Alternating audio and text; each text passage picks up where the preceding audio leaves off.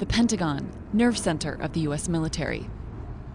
Nearly 10 years ago, on September 11, 2001, terrorists crashed American Airlines Flight 77 into the heart of the building. Navy doctor David Tarantino led an escape to an interior service road. Then he rushed back to help rescue a man trapped in the debris.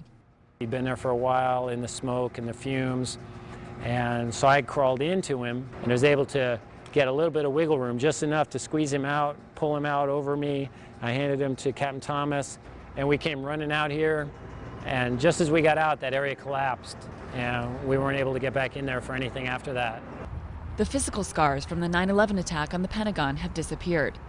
But survivors say that day was a dreadful wake-up call, one that launched the nation into a still ongoing war against terrorism.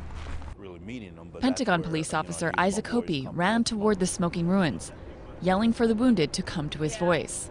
One of the men he saved calls every year to say thank you. He said ever since the time I was, called out to him, come towards my voice, I'm over here, head toward, that's where he said that, saved his life.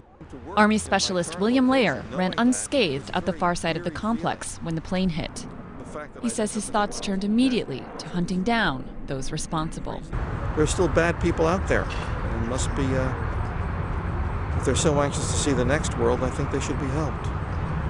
125 military and civilian personnel were killed that day, along with 59 captives on board Flight 77.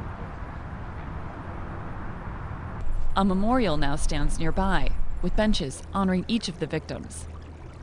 In their strike on the Pentagon, terrorists targeted a bastion of American military might, an attack the U.S. is still striving to avenge.